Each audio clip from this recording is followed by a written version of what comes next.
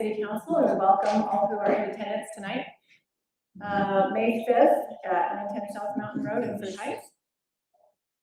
We'll get started. It is 7 o'clock. So, Pledge of Allegiance will be led by Blake tonight, and I will offer prayer.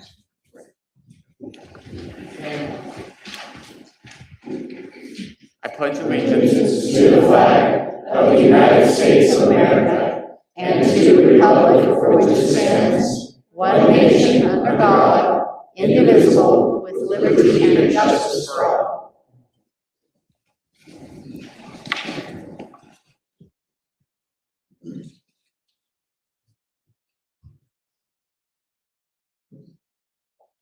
Our Father in heaven, we give you thanks this day that we are gathered here on this beautiful evening in our city chambers, and to conduct this public meeting and to discuss things relevant to the welfare and management of our city. We're thankful for all those who have a role in this and the hard work that goes in day by day to caring for and running this beautiful place where we live.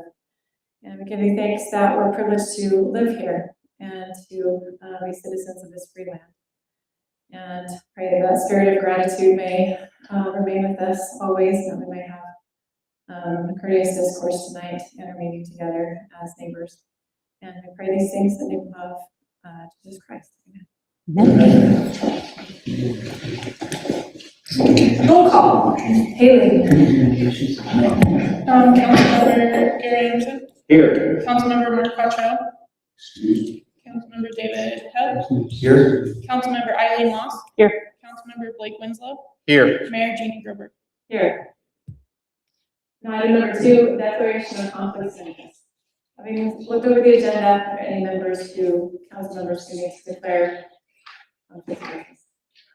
Okay. Seeing none, we'll go to reports. Council member reports. I don't recall which place we I'm having a started. hard time hearing you.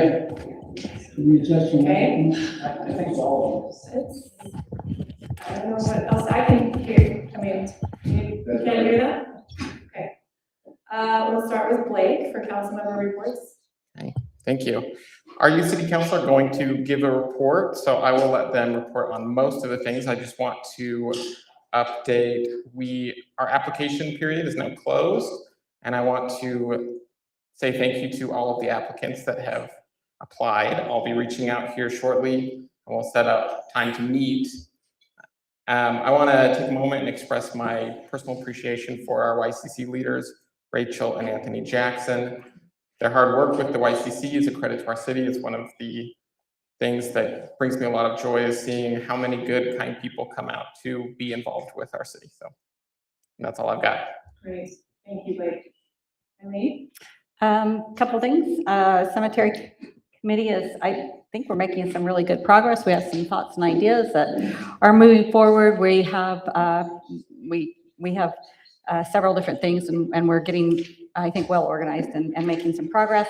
For those of you who are here who might be interested, our pickleball committee is meeting tomorrow night at 7:30 here for our kickoff meeting. And if there's anyone here that has not already joined our pickleball committee, you would be welcome to join it. So we're going to be getting that off the table and into work. You say 7:30? 7:30. Tomorrow night. Great. That's exciting. Thank you. Gary? Darren and I have met for the last couple of weeks and reviewed the budget. And I had a meeting yesterday with the MIH director and several residents and other people that are, and Jeff Willard, just talking about MIH. Moderate income housing. Yeah, moderate income housing strategies. Stuff that is going on with talking about the general plan and stuff like that. So that's done. Okay, thank you. David? Yes, we meet monthly with the Emergency Preparedness Committee, as area coordinators. We met at the first Sunday of each month. We are still looking for a city coordinator. I know there were a few names that were submitted to Darren, our city manager. We're still reviewing those names.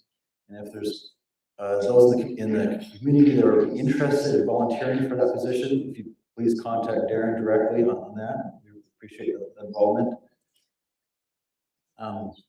As Gary had mentioned about the budget review and the MIH, I was involved in both of those discussion meetings, and that was a worthwhile opportunity. So that's all I have. Okay. As mentioned, Mark is excused tonight, so I will give a quick mayor's report. He's also involved in some of those meetings, but what I'll report on tonight is a matter of our agenda. So I am as chair and mayor tasked with running our meetings in a manner that's fair, and also according to the laws of the state of Utah and the ordinances of the city of Crude Heights. And in a previous meeting, a council member asked how he could get something on the agenda if it were not there already. And in my understanding of our laws and our city ordinances, we have to be careful not to discuss and do things and carry out stuff that hasn't been noticed. And so I've done some research into this, looked at a lot of other city agendas. Actually, it's really interesting how much variety there is actually in people's in different cities' agendas. Also consulted with our attorney to make sure that laws would all be followed in making a change. Our city has neglected to, in past councils, adopt something called a document called Rules of Order and Procedure that many cities have adopted that would outline, among other things, such process as getting something on the agenda. And we have not adopted that so far in our city. And so there isn't that to go by. Maybe we should adopt that. But in the meantime, I have added an item to the agenda that you see at number 10, where a new business item can be requested for an upcoming meeting. No action obviously could be taken on such a thing, but it is, at least for now, a place where a new item could be requested. And so that hopefully helps answer those questions that might have been raised before. And that will be the process that we follow for now, at least. Maybe we will be adopting our own rules of orders and procedure.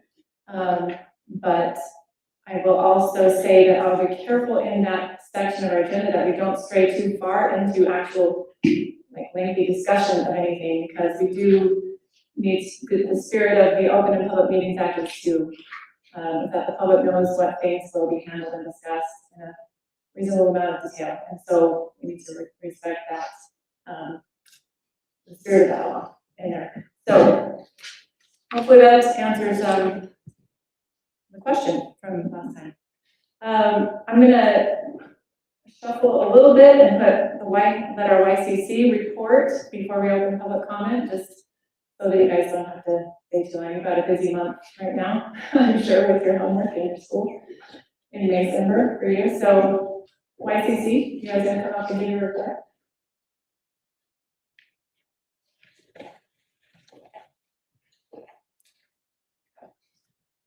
I'm Ezra Nielsen from the Fruit Heights City YCC. I'm Devin Jennings from the Fruit Heights Youth City Council.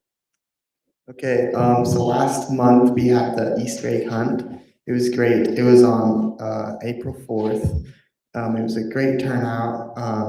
Tons of kids came. We spread like 6 totes of eggs all over the field, just right out here. It was super fun to set up, and then all the kids came, and they were the eggs are gone in like 30 seconds, but it's always super good, and I'm sure it's fun for the kids. Overall, it was a great activity, and I'm looking forward to it next year. For this month, our activity that's planned is for May 14th. We're going to have a summer party for end of the school year, and we plan on inviting the local kids to come. And so if they want to, they will be able to, we're gonna have water activities and it'll be fun. So that's our. What plan day for is that? May 14th. The Thursday. I believe so, yes. Yeah. And where? Here And what time? at 4:15. 4:15 next week, Thursday. Yep. The 14th, for all the young kids, probably K through 6. Yeah, I believe so. Kind of the little kids, and school's out, so Yep. we're gonna have a little party. Mhm. Thanks, It'll be guys. great. Thank you. Great, let's get that advertised on, city website, social media, and things. We'll do for you. Okay? Thank you. All right, moving to public comment period. Public may address the city council regarding issues that are not on the agenda. Please limit comments to 3 minutes. Please state your name and address prior to beginning. Oh, I said staff. Oh, sorry. We have staff reports for tonight. I know Darren will be talking to us about a couple of different things later on. Okay. So I was just gonna mention, along with going through all the budget and stuff, I've been starting to read different cities' policies for their council meetings. And so I will be putting some together for the council to review in the next couple of weeks. Thank you. Thank you. Much appreciated. Okay, so public comment period, please state your name and address for the record and into the microphone here. And we did have 2 topics for public hearing. So if your comment is related to those 2 topics, wait until the public hearing opportunity to speak to those things. So public comment is now open for topics other than those 2 items.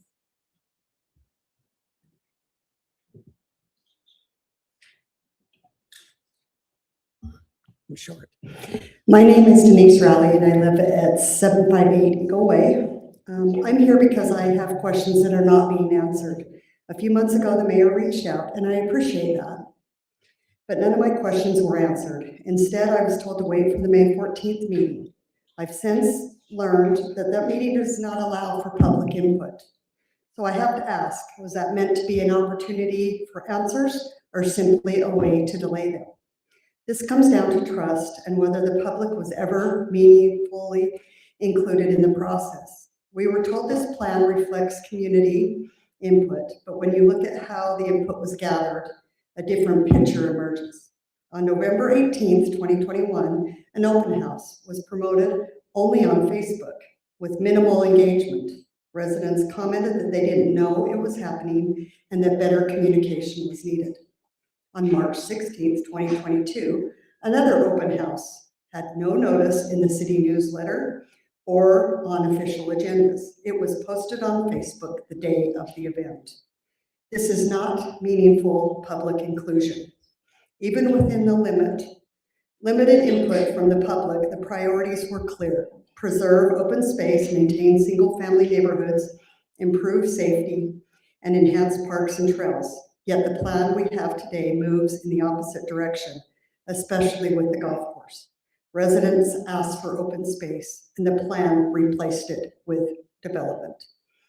On March 28th, 2023, a final meeting to adopt the general plan was not properly noticed as a public hearing with the required 10-day notice. It appeared on the city website the day before and on social media the day of. These are not minor details. Public notice and a legal vote are fundamental to a lawful process. So I'm asking directly, was this plan ever legally adopted? And if not, how was it ratified without addressing the lack of proper public notice? Right now, it feels like the direction of the city is being driven more by financial incentives than what is best for the people who live here. Replacing the golf course with development may increase revenue, but at what cost to our community and quality of life? Fruit Heights matters because it is a small, connected community. That's why the people choose to live here, and that's why I choose to live here. I love this city for what it is, not what it's being turned into. This ultimately comes down to leadership and trust. Leadership means listening to the residents, not moving forward and expecting acceptance. Reopen this process and allow real public participation. Give residents a genuine opportunity to be heard before the decisions are finalized, not after. We are not here to fight. We are here because we care about this city. Right now, we need to know that you care enough to listen. Thank you.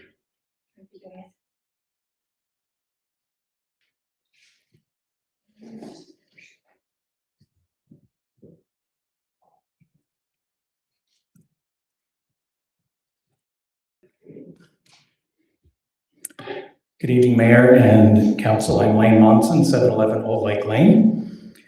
And I left our last city council meeting disappointed and a little bit confused. And so I've done a little bit of research this last couple of weeks, and I'd like to share what I found. And first of all, just thank you for your comments earlier about the rule of law in city council meetings and the agenda, because that's the focus of my comments this evening.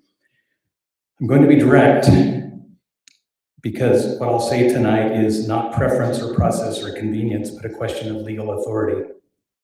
Under Utah Code 10-3B-201, the city of Fruit Heights operates with two separate and equal branches. The legislative branch, which is the lawmakers or the council, and then the executive branch, who's the mayor. Under Utah Code 10-3B-2.202, the mayor's role is to execute and administer the policies voted upon and adopted by the city council. Similar to how a corporate CEO is to execute and administer the policies adopted by the board of directors. As a corporate CEO, my role was important, but ultimately I fully understood that the board is the boss of the CEO. And under Utah Code 10-3B-402, the mayor presides at meetings, but is not granted veto power and is not given authority to control what the council is allowed to discuss and consider, as we observed in our last city council meeting. Locally, Fruit Heights City Municipal Code Title 2A mirrors that same structure: council, legislative, and mayor executive authority. So here is the issue that I believe needs to be addressed plainly. 3 council members have requested that the general plan, one of the most fundamental legislative responsibilities of this body, be placed on the next agenda, city council agenda, and for very good reason. That request was denied, and other council member comments were truncated in our last city council meeting. So the question is simple: by what legal authority were those requests and comments blocked? Because neither Utah statute nor Fruit Heights City Code provides the mayor with unilateral authority to prevent the council from considering a legislative item. The general plan is not optional. It is not administrative. It is a core legislative duty involving land use, property rights, and the future of this city. Blocking it from the agenda because of a scheduled work session is not a minor procedural decision or preference. It is a direct interference with legislative authority. If the mayor can decide what, when, and how the council is allowed to discuss issues, then the legislative branch is no longer independent. And that is in direct conflict with the structure required under Utah law. This is not a gray area. Either A, there is specific legal provision that allows the mayor to deny a council member's agenda request, or B, that action exceeded the authority granted under state law and city code. If that authority does not exist, it should clearly be cited and made public, not left to interpretation, or if it does exist. If it does not, then this council needs to correct the process immediately and ensure that no single individual can control what elected council members are allowed to bring forward. This is truly about more than a single agenda item. It is about whether the city is operating under the rule of law, which you're now addressing, or allowing authority to expand beyond it.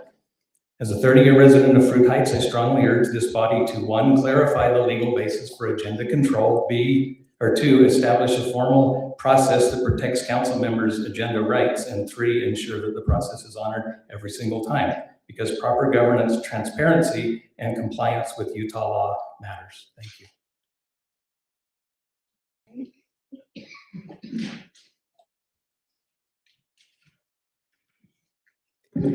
I'm Nicole Williams, and I live at 1183 Laurelwood Drive. I have to echo that. I have been involved with YCC and have sat in many city council meetings, and I've never seen what happened before these last 2 meetings where city council members were not placed on an agenda. I hope that we adopt some ordinances so that's fixed in the future. So I'm up here again. I came a couple of months ago to talk about how the public was left out of the general plan process. And when I see a city manager send out a letter saying that the public had plenty of opportunities to come to the open house and to give their input, it leads me to think that you're just putting out a blanket statement, which we know is a partial truth. I'm kind of gonna echo what Denise has said, but in the mayor's memo and also in the city manager's letter, it stated that the plan was developed over a span of nearly 2 years, including multiple open houses, many discussions in planning commission, city council meetings, and multiple opportunities for public input, including a public hearing. It was adopted in 2023 and accepted by the state as compliant. The general plan also says the process provided multiple opportunities as well for the public to comment, but the evidence suggests otherwise. Minutes, audio, and general plan data collected provide evidence that there was a lack of public involvement in the process, which is a direct opposite of what has been stated by our mayor and city manager. At the time, the Ridge Runner was coming to the mill to residents, and the Ridge Runner was to advertise for calendar events. And that was kind of like what we were really getting. That was our major source of information. And as stated, the November 18th and the March 16th public input open houses were not on the Ridge Runner. So we really weren't given the opportunity. The February 16th open house is when the draft plan is done, and that is actually advertised in the Ridge Runner. The reason why I think it's being advertised in the Ridge Runner because the plan is done and they're not looking for more input from the residents. As stated many times in audio and minutes that the city was not going to be making big changes. And then lastly, the March 28th, 2022 public hearing to adopt the general plan. And as Denise stated, it was posted on the Utah website the day before at 4 p.m. for public notices. It was also listed not as a public hearing, but as a planning commission meeting. And it was posted on the city website the day of and posted on the Facebook the day of and not posted in the Ridge Runner. Also, the city, I just had to add one more thing that the city did do with the Ridge Runner, and that was the interactive map that was advertised in the December Ridge Runner, but only opened for 6 weeks after the November open house on November 18th. That Ridge Runner was sent out the first week of December during the holidays, a busy time for everyone. The interactive map was advertised as, do you have traffic concerns? Would you like to see more trails, pickleball courts, skate parks, etc.? Nothing about MIH, where you would like to see that in our city. Where would you like to see the growth developed?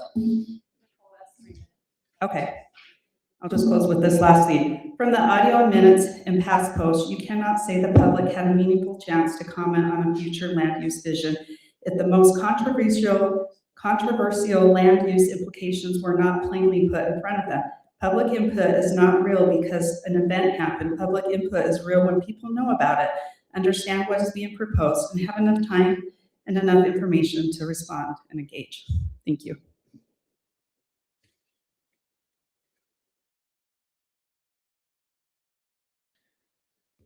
My name is Jeff Thornton. I live at 855 East Old Farm Road. When the mayor made comments earlier in the meeting regarding rules of order and procedure, it struck me as in contrast well, I'd just like to read our city code, section 2A-01-120, rules of order and procedure. Pursuant to Utah Code annotated 10-3-606 as amended, the City Council hereby adopts the following rules of order and procedure governing public meetings of the City Council, referred to as rules of order and procedure. All public meetings of the City Council shall be conducted in accordance with the rules of order and procedure. The rules of order and procedure shall be made available to the public at each public meeting of the City Council and on the city's website. Paragraph A, parliamentary order and procedure. The City Council's meetings shall be conducted in general accordance with Robert's Rules of Order. The City Council may adopt by resolution additional rules of order and procedure for the proper conduct of its meetings. Robert's Rules of Order does address agendas and the council adding things to the agenda. So I think that's in contradiction to your statement, Mayor. Only because it relates to my report. It is, Robert's rules is, in general accordance with Robert's rules. But Robert's rules do not supersede state law or ordinances, and in that section, rules of order and procedure, there is nothing outlined in there as to how to get something on an agenda. And so if you look at other cities' websites, you'll find in many cases a document that says rules of order and procedure that outlines much more specifically than what we have outlined in that ordinance. So that's something that we're going to work on putting together and adopting, because it should be. So thank you. I hope that offers a little bit of clarity.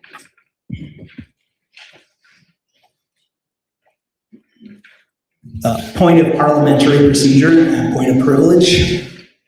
That's how you get something added to the agenda, just like that. So, thank you.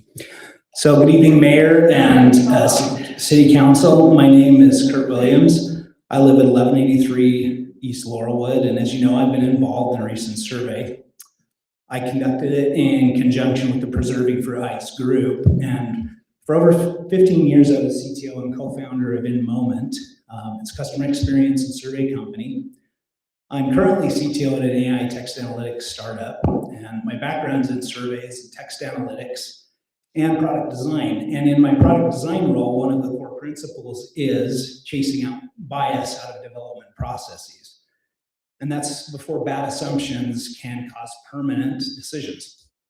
And that's why I became very interested in the public input behind the Fruit Heights general plan and the survey behind it. The most important standard here is not a legal technicality. It's actually the standard that the plan sets out for itself. The plan says that updating the general plan is an opportunity for the citizens of Fruit Heights to look at the community today, determine what works, and plan for future change. It also says that a general plan may establish a future vision for 20 years or more. So the question is simple. Did this process actually capture what Fruit Heights residents wanted before creating a plan that may guide the city for a generation? The plan says public involvement was important to ensure the general plan accurately reflected existing and future needs. It says the process provided multiple opportunities for public comment, but Appendix A shows that Social Pinpoint had 144 unique users, only 32 people participating or commenting, and 47 total comments. The online questionnaire received 15 responses. 15. In a city of roughly 6,000 residents, 15 responses produces a margin of error of about plus or minus 25 percentage points. In plain English, if half of those 15 people supported something, the true level of support in the city could easily and plausibly be closer to 1/4 to 3/4. That's not a mandate, that's fog. And yet the plan is used and as input to claim a general consensus, that's a quote, general consensus, to support major policy directions, including a town center golf course redevelopment concept, high density MIH, commercial nodes, parks, trails, and transportation changes. Even more concerning, the limited data that they did collect does not support the plan's conclusions or major plot points. The top public engagement topic was preservation of open space. High density or affordable housing was one of the lowest scoring topics, with more dislikes than likes. One resident comment on page 128 of the plan itself says, please leave the golf course. We love the open spaces and small town feel. We don't want or need a town center. Please poll, please poll the citizens.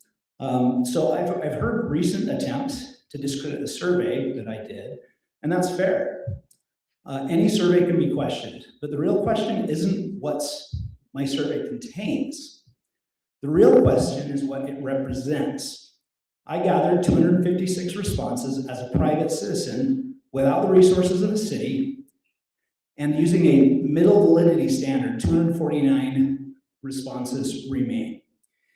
Even limiting those to 1 response per IP address and filtering out bad data, that leaves 187 responses. That produces a margin of error of around 6 to 7%, not 25. So if one citizen can gather that level of feedback, why did the city build a 20-year plan on 15 questionnaire responses? Similar sized cities did far better with their recent general plan. Nephi gathered 450 responses, Midway 153, Nibley 319, Providence 214, Park City 205, West Bountiful 295. Oakland even claimed that they contacted citizens. I'm almost done. Personally, those cities clearly care what their residents think. Why don't we? An even more compelling example, private citizens from Preserving Fruit Heights gathered 660 signatures on their petition to revisit the plan. Unlike the public hearing held during the planning process, this group attracted 200 people to a standing room only meeting held at the golf course. I collected 256 surveys. That's not fringe, it's not a minority, that's the public trying to be heard when the city is doing everything in its power to ignore them. My request is direct and simple. Stop treating the general plan as if it carries a resident mandate. Pause any disputed implementation tied to the golf course, Harvey Park, high density housing, and trail expansion. Commission an independent, statistically credible public engagement process. Then amend the plan based on what residents actually say. Fruit Heights calls itself the city of good neighbors. Good neighbors do not manufacture consensus from 15 responses. They ask clearly, they listen honestly. And when the numbers prove the process was broken, they fix it. All the Fruit Heights citizens for making plans. Thank you.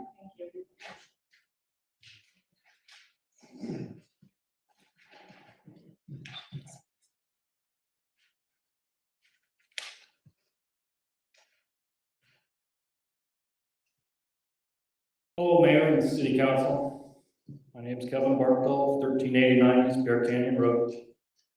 I'm here in regards to the general plan. I'd like to speak to the involvement or lack of involvement by our City Council, Planning Commission, and Citizen Advisory, which the general plan says we're guiding work.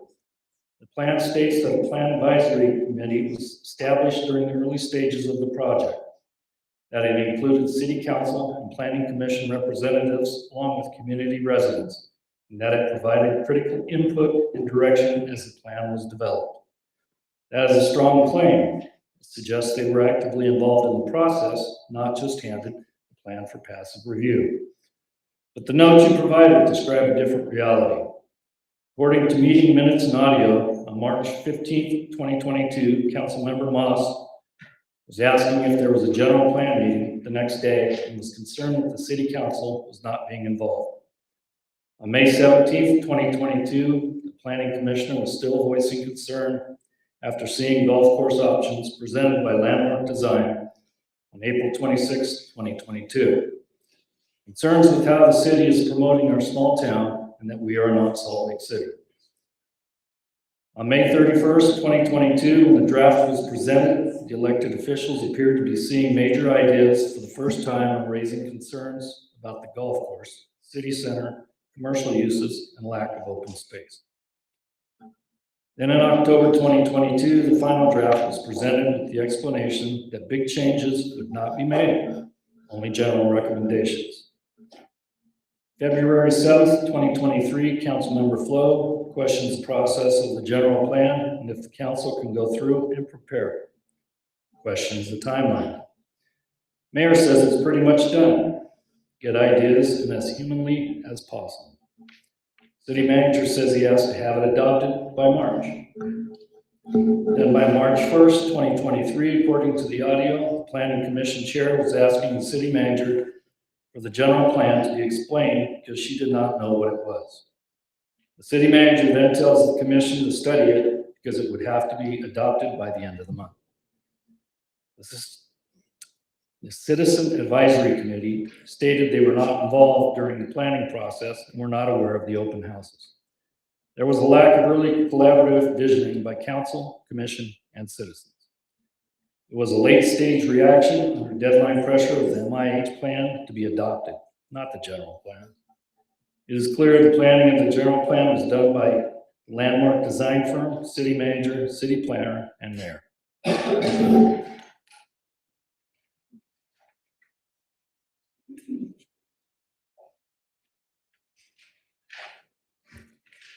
Amanda House, 1472 East Shady Lane Way. Mine is, why is the golf course really in our general plan? Is it because it's not required for MIH, but put in for revenue? The framing was not simply about compliance with housing law. I do believe it's fair to say it's about money.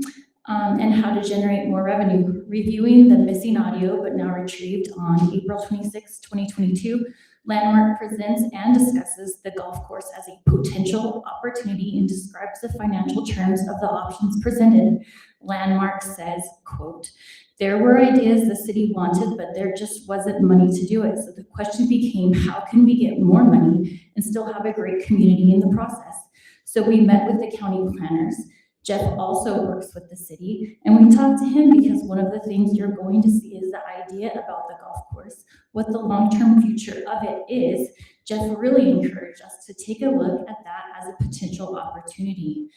Still in quotes. So that was great because we were wondering if there was objection to the city getting involved with the county-owned property, if we felt like that was in our purview to do that, and we got some reassurance that that was certainly the case.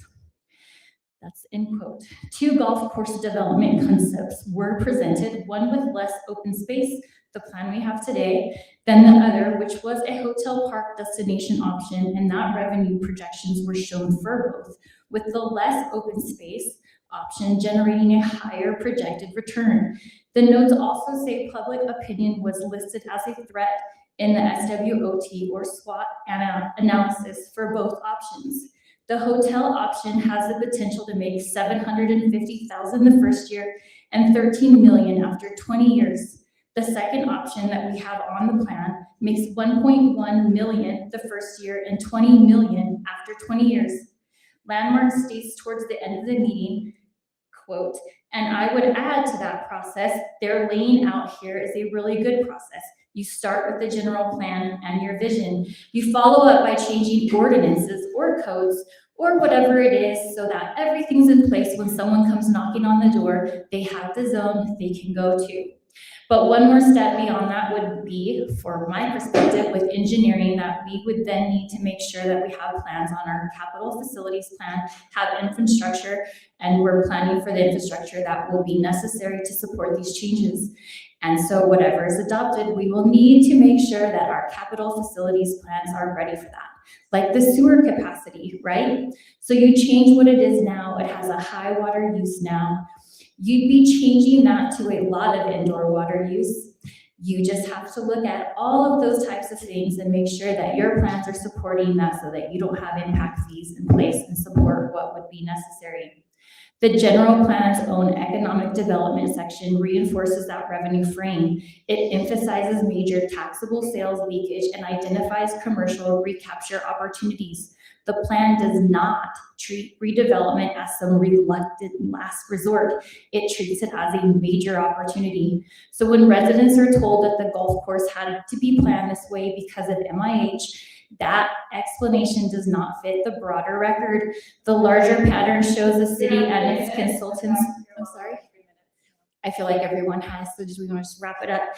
The golf course was not just a housing discussion. I feel like everyone knows that.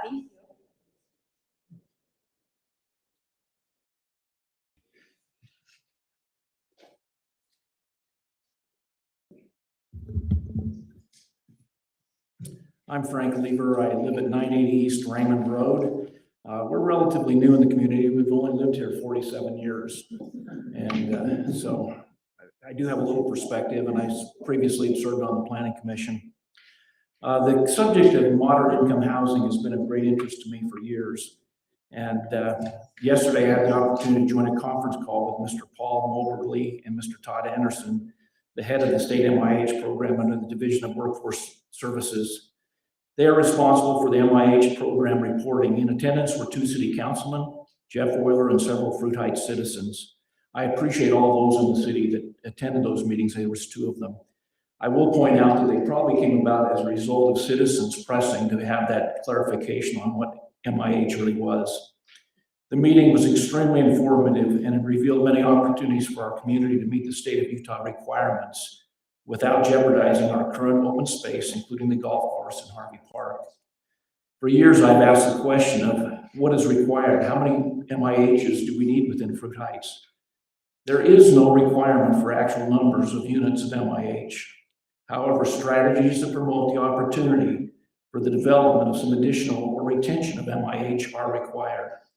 This is of the utmost importance to cities such as Fruit Heights, which is nearly built out. From minutes and audio recordings October 4th and 18th, 2022 and January 6th, 2026, mayor's memos and Facebook posts, it is clear that the City Council, Planning Commission, and residents were being told repeatedly that the golf course was needed for MIH. It was presented that despite our best efforts, the only solution was to include the golf course in Harvey Park as solutions to the MIH demands of the state. It was presented unless we included 5 options in our MIH plan, we would lose our road funding. As we learned yesterday from the meeting with the MIH office, cities of our size and lack of transportation hub only need to choose 3 strategies to receive funding and not be penalized. Additionally, we learned that no municipality has been fined or penalized by the state of Utah for lack of compliance. They only want to see a viable and realistic MIH plan passed and showing progress. The strategies do not need to be completed in the year of the reporting. However, progress must be demonstrated and be acceptable to the state. It's not some 50 or 100-year plan for the golf course that is acceptable. On the State of Utah MIH reporting website, other similar sized cities such as South Weber and Tremont have 3 strategies. A neighboring larger city, Syracuse, has 3 strategies as well. The opportunity to select various strategies and promote MIH is open and available to all our community. I'm going to skip a little bit. I want to suggest that there are ways we can meet our strategies very simply. First, establish an ordinance for flag lots. That would require a public hearing and planning commission and city council approval. Provide incentive for basement apartments to be legal and recognized by the city. This could take the form of reduced building permit fees, no additional garbage collection fees, etc. Provide zoning for higher density development with the requirement that 1/10 of the units be guaranteed to be MIH, and the deed would require resale of property to not exceed the calculated cost of MIH at the time the residence changed hands. There are virtually unlimited opportunities for the city to do that, and we call upon the commission, planning commission, the city council to look at those and take that opportunity.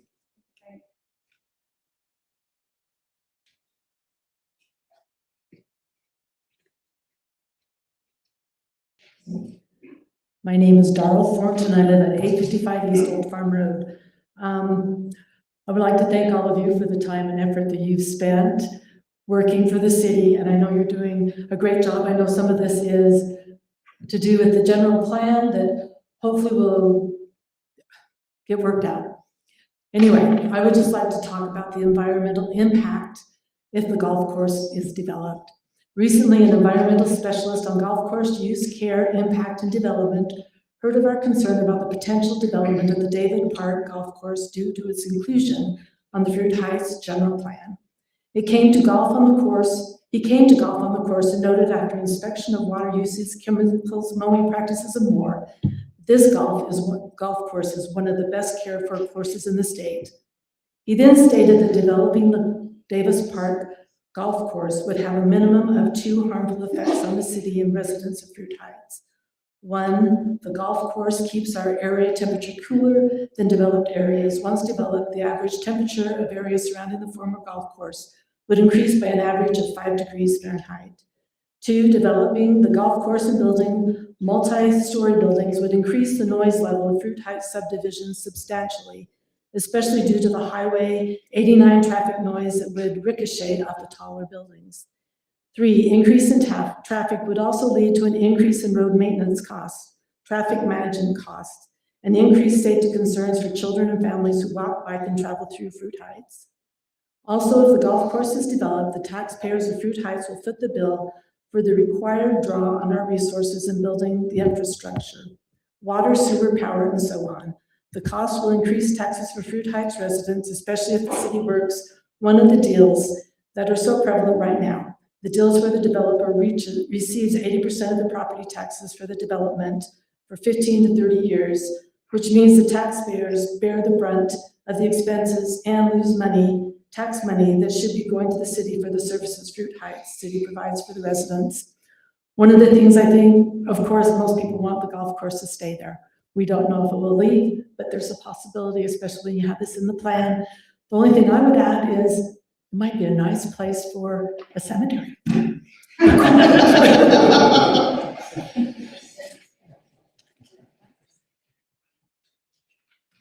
Jake Adams, 1148 Rosewood Lane in Layton, but I'm here speaking for my dad, who is a resident of Fruit Heights.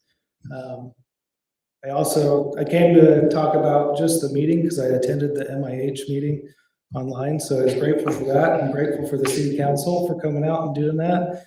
And I'm grateful for Frank because he gave most of everything that I thought to talk about. So I'm just gonna make a few points. Before that meeting, I was able to talk to some of the, I would say, prominent people in Fruit Heights City with my dad. And really good conversations about the golf course. Everybody has feelings about that. But I was told that MIH was one of the biggest hurdles that came to it. And we just had a discussion and I said, you know, what if we got rid of, if the MIH wasn't here, would this be a problem? And we kind of both agreed that probably there's some other issues with it, but if that would definitely relieve some stress on what's going on. So I got interested in that and went to the meeting with my dad, attended it. And one of the points that I saw that was interesting is they said that MIH is designed for a 5-year forward-looking plan. It's no farther than that. It's something that needs to be achievable in 5 years. I actually asked the question and said, what if a city doesn't accomplish in 5 years? And they said, we can't do anything about that. We can't judge the city on those points at all either. We just take the reports and we go out and file it. The other thing that I thought was interesting was that they let us know that the MIH has been completely suspended by the legislature for the year 2026. So they said this is a good year to get your plans in place. They said we expect it to come back in. It's not going away, but basically he just gave some advice to say this is a good time for your city to work on your plan, to strategize the best ways for your city. And the other thing that I thought was really interesting is he said there's, in my opinion, it seemed like there was unlimited possibilities. And he said there's a way to get around anything. We are not, with MIH, we don't want public space. We're not asking cities to put up open space, trails, anything like that. That's more up to the city and their decision to work on those things. So I appreciate you let me take the time, and I made it in under 3 minutes, 30 seconds to spare.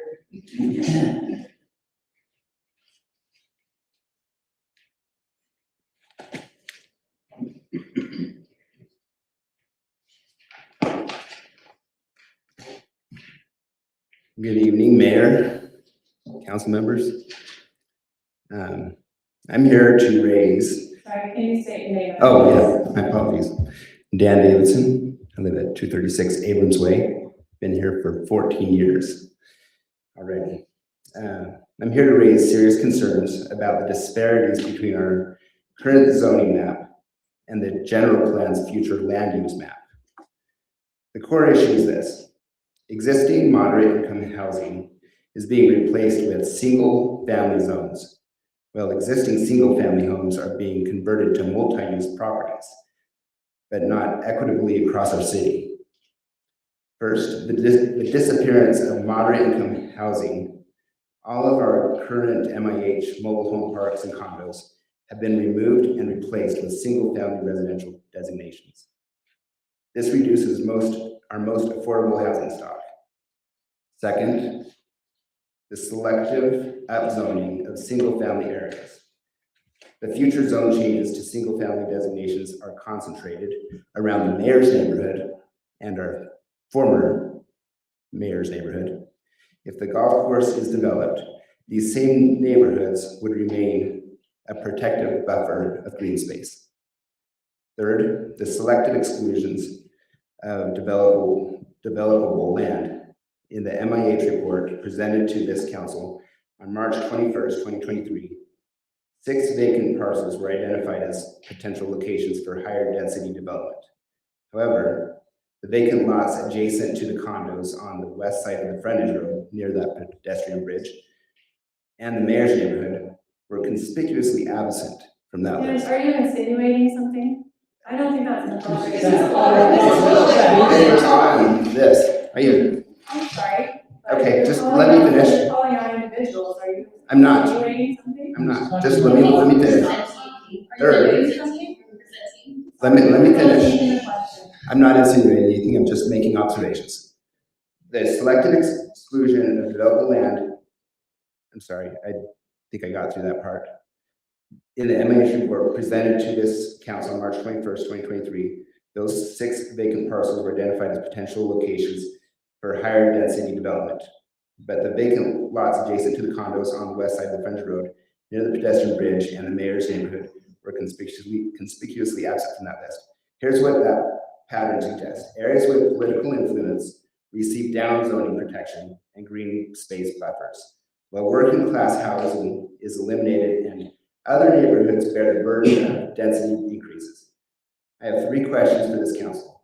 What is the rationale for removing existing moderate income housing designations and replacing them with single family homes? 2, why were the vacant parcels near the neighborhood, like I mentioned, excluded from the MIH report's list of sites for higher density development? And 3, how does this general plan align with our legal obligations under state moderate income housing requirements? My request is simple. Before this plan moves forward, I ask that you provide transparent answers to these questions and ensure that zoning decisions are made equitably across all neighborhoods, not just those with political connections. Our city's future land use should serve all residents fairly. Thank you for your time.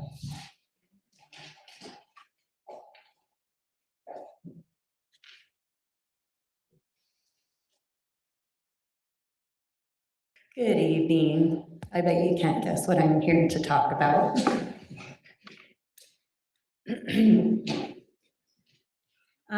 So there's, State your name and your yep, address. sorry, Tara Larkin, 1404 East Green Road. So I'm here because I feel there is a significant misalignment between the proposed general plan and the established needs of our community. While Fruit Heights is home to 6,000 residents, the current general plan includes 347 trail mentions, which is a scale nearly 10 times that of our neighbors, which are 7 times the size of our population. For example, Farmington has 38 mentions and Bountiful has only 46. This proportionate scope creates an immediate and undue burden by targeting 33 private properties with a combined valuation of over $27 million. And by the way, that's nearly 2% of our homes in the city. I firmly believe that the current plan leads to erosion of privacy, security, and property value, and represents a critical liability to the residents of impacted areas. So let me tell you a little bit about a timeline of known property impacts and procedural concerns. Between 2019 and 2021, a pattern of administrative maneuvers emerged in that fundamentally challenged the Land Use Development and Management Act through unconstitutional takings, or trying to take. Concerns presented here are based solely on my research, and clearly I'm not a lawyer, so keep that in mind. The story begins in September 2019 with Jill Ashmead's property, where the city council mandated a 30-foot trail easement as a strict precondition for her subdivision approval. A move that bypassed standard property rights despite conflicting meeting records and a lack of proper public notice. And those are part of the meeting minutes and records that are noted as missing today by others. It again occurred in October 2021 when the Larkin family, which is my family, was forced or coerced to deed a 15-foot wide trail to the city simply to exercise the right to subdivide our land from 2 acres into 2 1-acre lots. Effectively, Jeff Whaler and the council used administrative approval as a tool to capture our private property without fair market compensation or eminent domain proceedings. Based on my understanding, actions to take private property for trails constitutes a systemic violation of Utah Code 10-98-508 and 509 by forcing regional trail easements that failed a rough proportionality test. The city is imposing requirements that don't match the size of Jill's in our family subdivision and ignores our rights to follow only the specific laws already in place. So why the urgency tonight? I'm going to try and do this quickly. In my research last week, I uncovered the fact that WFRC is working on a 2027 proposed plan, which includes the Gailey Trail and directly affects 15 private properties. The currently approved plan, which was adopted in 2023, features a map connecting I-15 in Kaysville all the way up to the Mountain Road in Fruit Heights via both 200 North, and then, so that's one avenue, and then Burton Lane through Nichols Road. Sarah, that's 3 minutes. Okay, let me just finish this part, please. The 2027 plan literally moves the path off of Nichols Road and puts it onto 15 private properties going through to increase the Gailey Trail length. So we as a community only have until May 13th to provide public input on this. My request of action is for all of you to engage in that process and keep private property off of the trails off of private property. I was also told that the council was unwilling to provide a joint comment to WFRC, given that you don't have time to submit one. To eliminate your concern, I have personally drafted a response for you that I'll send over to you tonight, which you may clearly have edit rights to, and I kindly ask that you pass it along in support of your residents.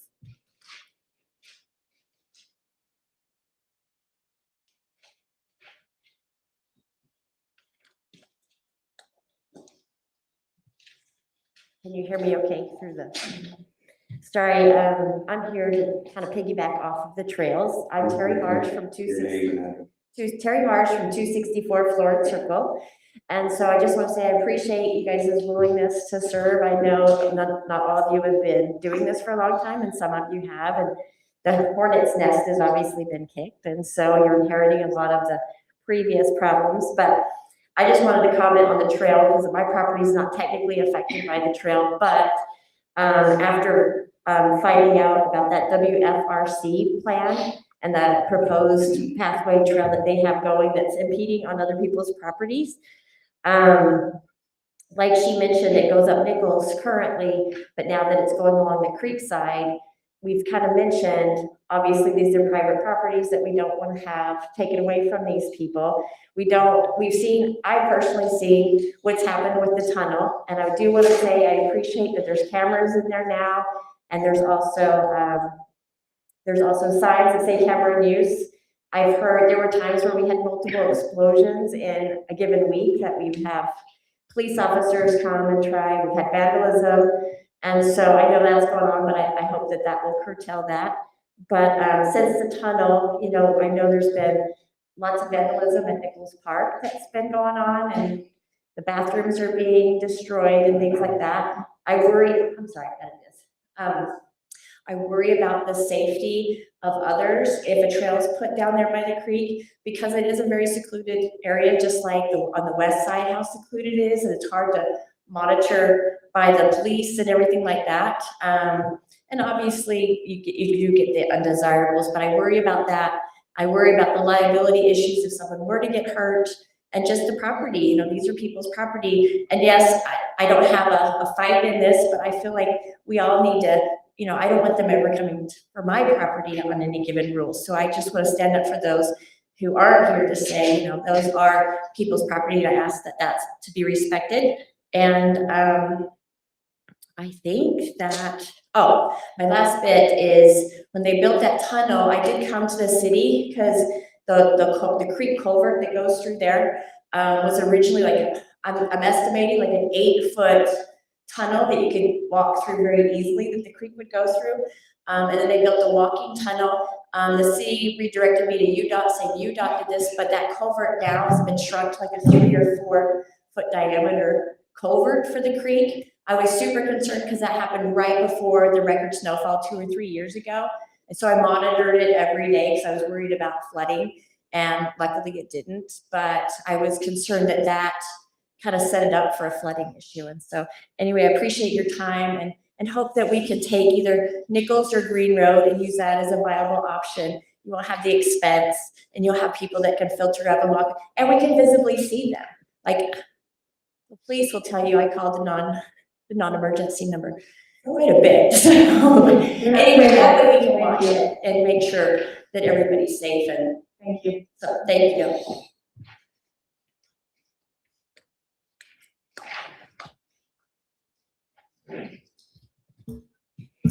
Hi, Council and Mayor. I am Elizabeth Nielsen, but I am speaking on behalf of Scott Huser. He lives at 1416 Heights Way. He wanted to speak about why there was an open house at the golf course. Since January 2026, a large number of concerned citizens have repeatedly requested from city leadership an opportunity to discuss their concerns regarding the general plan in a public setting. These requests were denied. Instead, the concerned citizens were told they didn't understand that things had to be done a certain way or our city would lose funding, and that there weren't any other options Fruit Heights could use to meet state requirements. Since the residents couldn't get any factual answers to their questions and concerns about the general plan, they went to work doing their own research. After spending over 2,000 hours of their own time, we, the concerned residents of Fruit Heights, again asked for an opportunity to share their findings and present potential amendments to the general plan in a public setting. Again, the requests were denied. Since city leadership didn't seem to care about the impact of the general plan on the residents of Fruit Heights, especially those whose families helped to build this community and even gave up their property for parks and other city amenities that bless our residents, the group called Preserving Fruit Heights was formed. The objective of this group is to help inform residents so that they can all have a voice in designing the future of the city where they have chosen to live, many of whom choose to live here for the exact reasons the general plan threatens. Citizens of Fruit Heights value the open space, the quiet, the safety, the neighbors, and the small town feel of Fruit Heights, and they want to keep it that way. This was evidenced by the over 600 residents who signed the petition to get the golf course off the general plan, and the 300 plus residents who participated in the non-biased survey. And it sounds like that is actually not accurate. That was closer to 257, is that right, of the survey? Okay, who participated in the non-biased survey created by a survey specialist with an interest in providing more accurate data to city leadership in regards to the general plan. An open house for all residents of Fruit Heights was planned with the purpose of providing factual information about the general plan, how it was developed, who was involved, what was included, how it was approved, and issues that arise in Fruit Heights because of the general plan.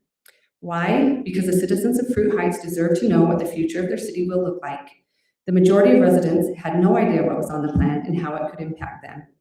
The open house was held at the Davis Park Golf Course on March 26, 2026. It was clearly advertised that it was not sponsored by the city of Fruit Heights, but by a group of citizens. However, all city council, planning commission, and city leadership and staff were invited. To our knowledge, David Hale was the only one who accepted the invitation. He even took a moment to make a few comments at the beginning of the open house. There were approximately 250 people in attendance. It was standing room only. Citizens who attended had many questions and comments. The open house lasted just over 2 hours. Afterward, members of Preserving Fruit Heights were contacted and thanked on multiple occasions by many, many members of our community. They expressed an interest in learning more and wanted to know when they could get accurate answers from the city leadership and make public comments about the general plan. As concerned citizens, we are asking you, we who voted into office, to do what is right and best for us. Okay, and now I will be speaking as myself. I'm Elizabeth Nielsen. I live at 1189 Fence Post Road. And I want to start with saying thank you for your service. This is a hard job. You guys are spending a lot of time, putting a lot of effort and sacrificing. I know time probably with your family and other things that you really want to do. So thank you. Thank you very much.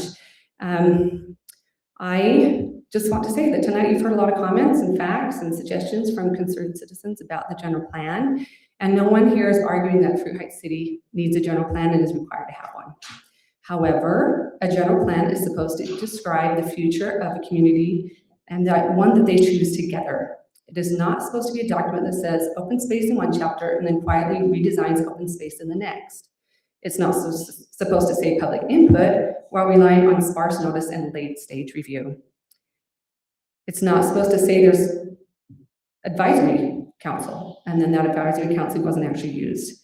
And it's not supposed to say we had no choice when the plan itself shows multiple other options were available. We are here tonight because a narrative has been repeated that does not match the facts as clearly as city officials have claimed. We are here because open space was treated as the public priority in language and as a redevelopment opportunity in practice. We are here because the golf course, Harvey Park, and trail system were all moved into a larger vision that residents were not clearly and honestly walked through at the time it mattered most. We are asking the city to stop defending this with rhetoric and start addressing it with facts. Delete the golf course redevelopment concept from the plan. Change Harvey Park back to green space. Remove trail concepts from private property. Work with citizens openly and honestly to protect open space and preserve the character of Fruit Heights. Work with us as well to encourage our commissioners to protect this beautiful open space, this gem of Davis County, by placing a conservation easement.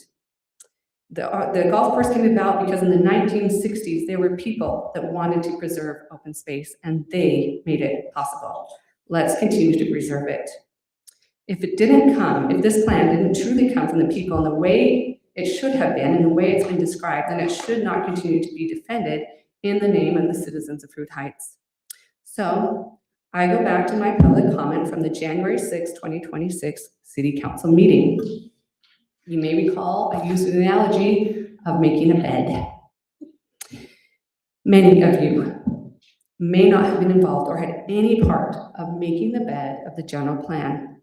However, you and all the citizens of Fruit Heights are the ones sleeping in it now. So we have two choices. You can pull the covers over your head and insist on not being disturbed so you can get your beauty rest. Or you can get out of the bed, wash the sheets, fluff the pillows, and make a better and more beautiful bed that all of Fruit Heights will be happy to sleep in. If you've ever made a bed, you know it is much easier when two people work together. So can't we do the same here? Can't we work together to make something better, something great for the city of Fruit Heights and its good and smart neighbors? That's what we're really asking. I believe that there is a way for all of us to work together. No one has to be angry. No one has to be diminished. No one has to be blamed. Let's just do the work and do it right. Thank you.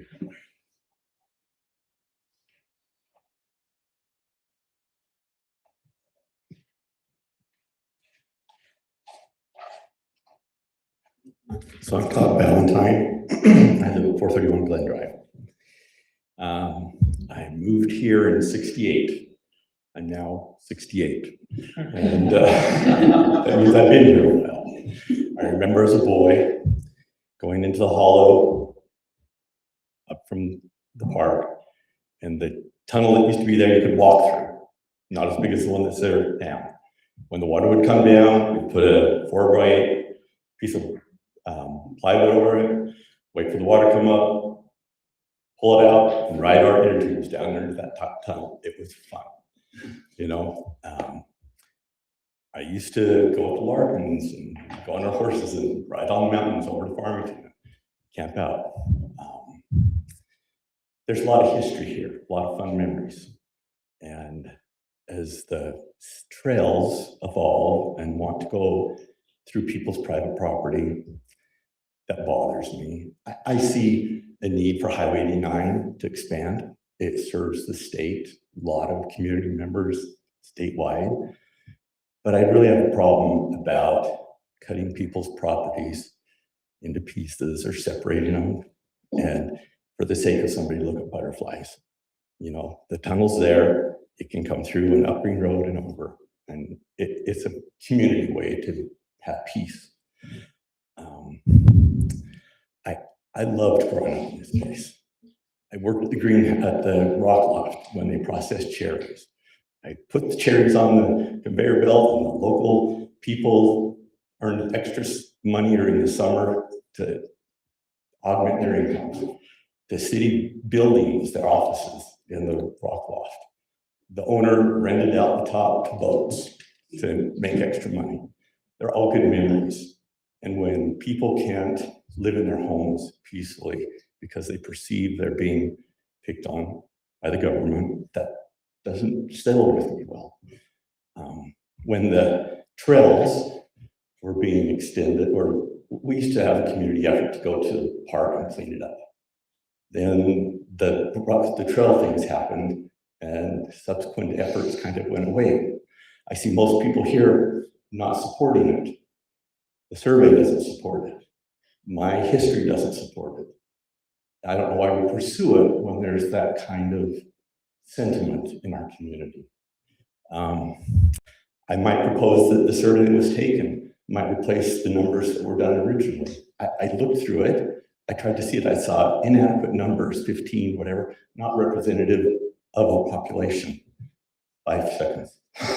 And if that could be adopted, that'd be great. But I would like to see the parties come together. Time's up. Thank you, and I appreciate the time to talk.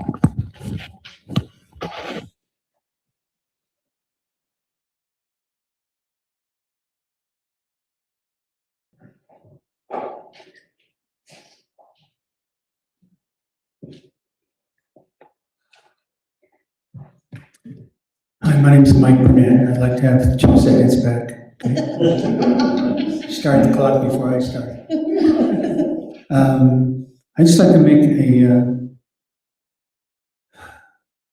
I'd like to tell you how I feel. I was going to make some T-shirts that had lines on it. All of us are Max Green. All of us are Tara Larkin. All of us are Dan Reagan. All of us are Virginia Snow. All of us are Matt Rowney. I truly believe that what affects those people affects all of us. And it's based on the fact that if we allow the community to go a certain direction, we can never turn back. I've stated that before to this group. I recognize the council, I recognize the mayor. What you've heard tonight from us is a plea to do your job without engaging in what I'm going to call unrighteous dominion. Okay? And I'm going to give you a definition of unrighteous dominion. The use of power or influence to indulge in vain ambitions or self-righteous activities. That's put out as a general statement. Okay? Furthermore, and I got small print and I got bad eyes, so bear with me. Therefore, if you would, I can't read it, I'll skip that part.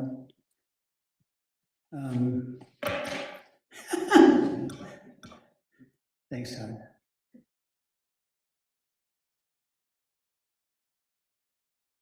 Therefore, if you would dwell in peace beside your Father which is in heaven, make no man subject unto yourselves, neither by unrighteous dominion make gain of them. Unrighteous dominion refers to an act of force or coercion toward an individual or group for the sake of personal gain or glorification. It entails the forcing of another's will, regardless of how blatant or subtle the method. And according to Scripture, God abhors unrighteous dominion and considers it a sin. So there's my counsel tonight. Now, in the 22 seconds I have left, I'd like to address the budget. I know everybody's been talking about the trails. We have a public hearing on the budget. You can speak again. Those will, oh, you get more time later. Okay. Then in the 4 seconds I've got remaining,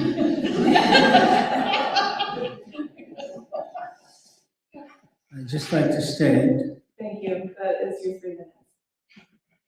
I'll save that for the budget.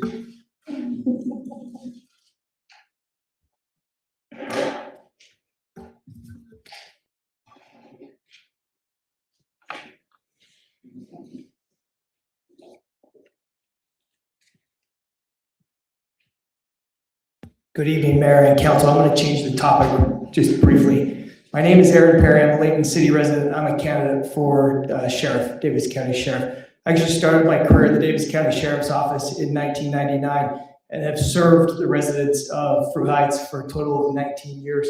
I actually served on the ambulance division that ran out of here in the basement of this building. I've slept for a couple of hours on the lawn here during a fire evacuation, during what would turn into about a 36-hour shift for me. I've dismantled a prostitution ring and a drug ring operating out of Fruit Heights, and I've been on many serious incidents in those 19 years that I still carry. I don't know if burden's the right word, but I still carry with me to this day. I share those with you to illustrate the deep connection that I have to this community.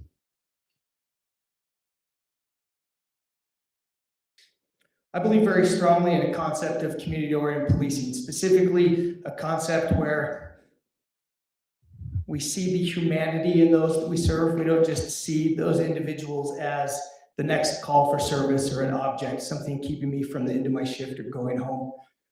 To that commitment as sheriff, one of the commitments I'll make to enhancing community-oriented policing is I'm personally going to commit to walking the neighborhoods of Fruit Heights once a week as sheriff in uniform. I think the residents need to know who their sheriff is. And so the goal would be within that first year to have had those conversations so that every resident of Fruit Heights has had an opportunity to meet me, and that I've had an opportunity to meet them where you live and find out your concerns and how we can serve you better. So I appreciate the time. Thank you.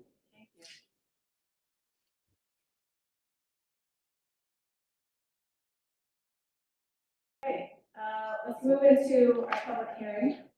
We are going to go to item 6.1, moving into a public hearing for fiscal year 2027 tentative budget. Resolution 2026-06.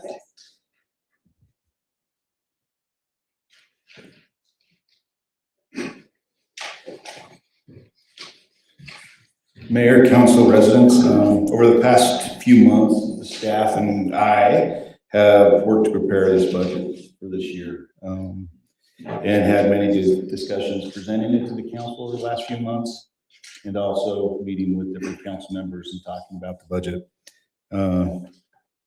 Tonight, the residents have the opportunity in a public hearing to ask and talk about the budget. If there are concerns also along with that, the council needs to consider adopting the tentative budget for the fiscal year 2027. The budget reflects the financial plan, which includes the general fund, capital projects fund, Class C road fund, irrigation fund, which is the East Oaks SID, water fund, sewer fund, storm drain fund, solid waste fund, and the vehicle equipment fund. We have planned for a number of important projects, both infrastructure and community investments, including water system improvements, roadway projects, and park enhancements. These projects will be funded through the city being fiscal responsibility by the funds we have saved over the past few years. It allows us to continue without going into debt, which I think is very important. The city doesn't go into debt and tries to save and plan for future projects and current projects, and being able to pay for those for cash. I also wanted to highlight that this proposed budget does not include any kind of property tax increase. So if that is a concern, this budget reflects a balanced approach to maintaining essential services and expected services from our residents, investing in our infrastructure, planning for the future, and saving responsibility for future projects at the same time, while remaining mindful of the financial impact it has on our residents. Thank you, Mayor. Public hearing is now open on the tentative budget. If anyone would like to make a comment, you have 3 minutes to do so.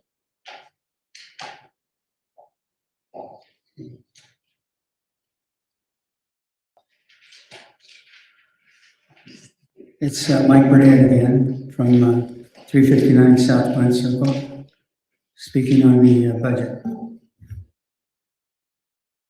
As citizens, we are concerned about how high our taxes are, what happens to that tax money, and what intentions or motivations our city officials have. When Mayor Groberg suggested that the city needed to raise taxes again, we became concerned and began researching and asking questions of council members. We were shocked to learn how little our council members knew about the fund balances in the city. Most of them could not tell us how much cash the city had in the bank within $6 million. One of the most important roles the city council has is knowing the financial position of our city and managing our tax dollars. When we researched the individual fund balances, we found there are many funds that have increased significantly since 2020 without any stated or specific reasons for the increases. Utah law generally requires municipalities to have defined purposes for accumulating funds.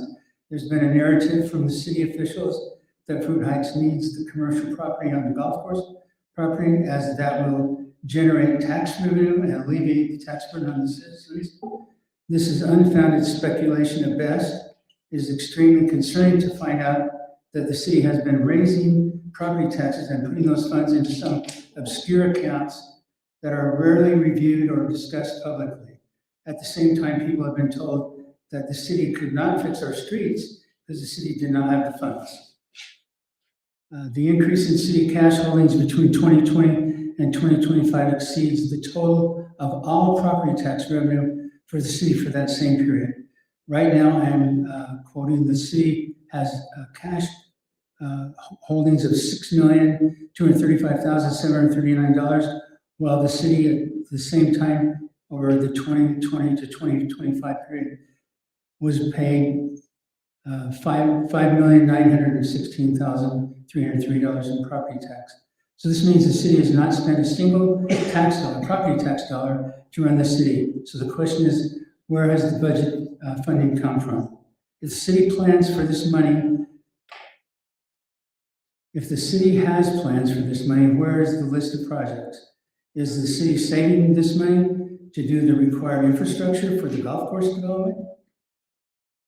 The city approved tax increases in 2022 and 2024, and then proposed another tax increase in 2026, which has been withdrawn in view of the citizens becoming aware of the cash positions.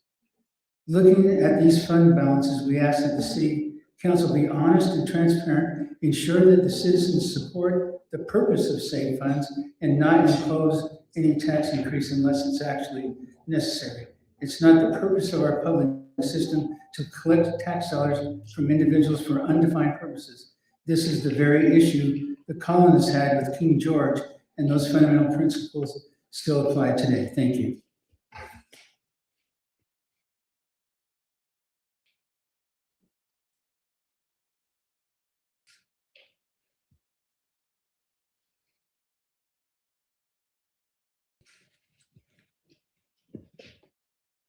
Jeff Thornton, 55 East Farm Road, Old Farm Road, sorry. I just had a question regarding the spreadsheet that was accompanying the budget. I'm trying to understand on the fiscal year 26 proposed amendments side here. It says fiscal year 26 actuals, fiscal year 26 estimates, and then it had budget and over and under and proposed amendment. I'm wondering if, in my understanding of this, I could read that as fiscal year 26 year-to-date spent for actuals. Is that what that is? Yes. And then fiscal year 26 estimates is what we expect to spend by the end of the fiscal year. Correct. Okay, thank you.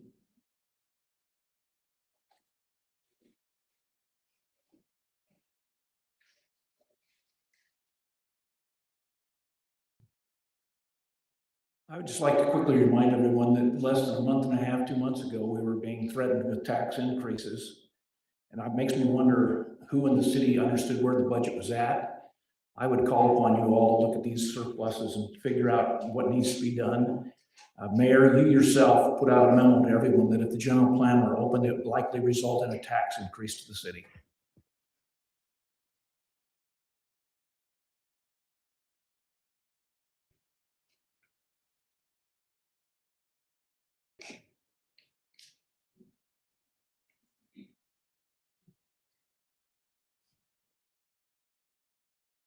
Do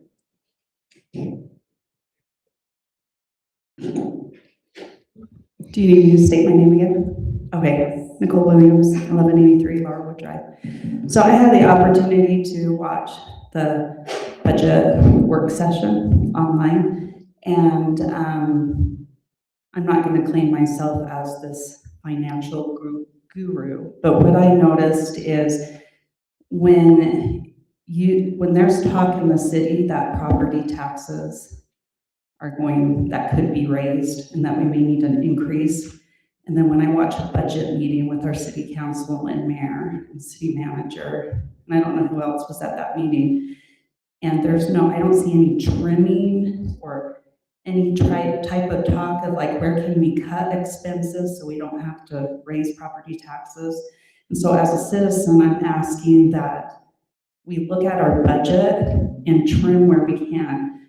I think it was the mayor's memo where she said the backbone of our finances are off the property taxes. But I also know we get sales revenue from Amazon purchases too. So I would say maybe we can encourage our citizens to spend more on Amazon. Did you hear that, Kurt? But anyways, I do want to make one point about the budget that concerned me, and I consider myself kind of an expert in this area, and I think a lot are aware that I grew the YCC program for the city. It was non-operable in the city, and it was something that I decided to volunteer my time on and grow. And I was concerned about that budget item of, I think it was $7,500, and I thought that was really high, so I kind of dug into that. When I was running it, my budget was $900. And part of having the YCC in a small city, we have way too many youth as our youth city council. When I designed that program, the youth city council is to mirror city council. It's to be a privilege. And for a small city, we should have 10 to 15 youth. And it's to be a privilege that they learn leadership, and then they gather support from their youth to volunteer for their service projects. It's to teach them how to reach out to the community. And it's not to be just this big youth organization.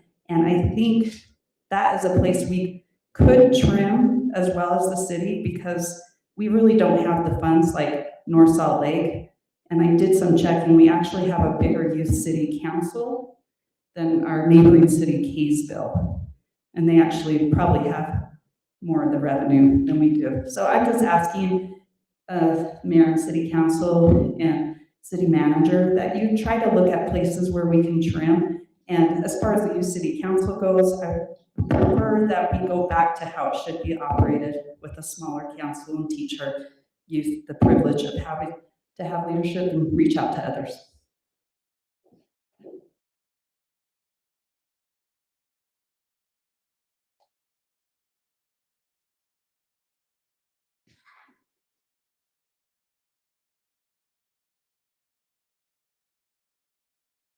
We have a motion to close the public hearing. Any further comments? Motion to close the public comment period. Motion from Blake, is there a second? Second from Gary. All in favor of closing the public hearing on the budget, or the tentative budget? Yes. Yes. Public hearing is closed on the tentative budget, and we'll move into public hearing, item 6.2, public hearing for ordinance 2026-03, Title 7A, for general fire and fireworks regulation. This is an update to our ordinance to be going in agreement with the map that we've recently adopted, that needed to be in agreement with the county map for fireworks.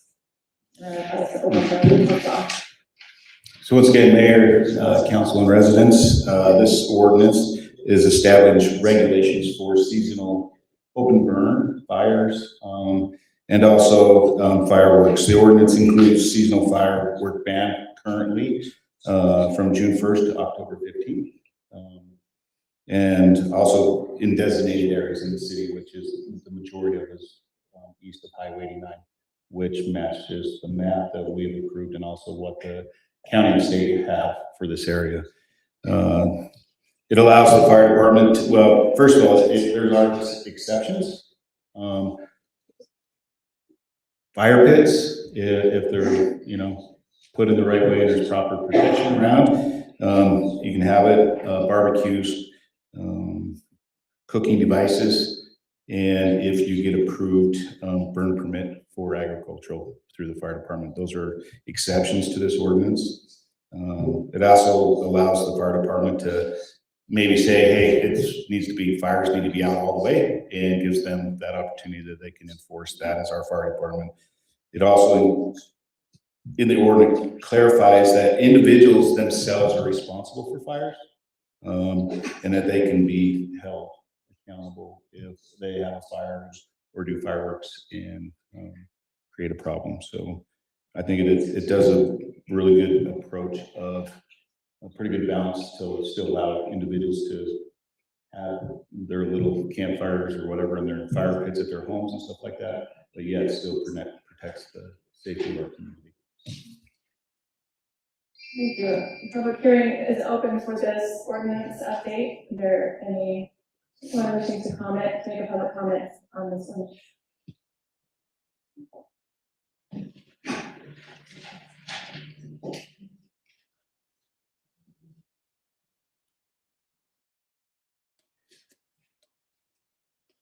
Hours 264 Florence Circle. Quick question. Are they banning then fireworks on the east side of Highway 89 completely this year?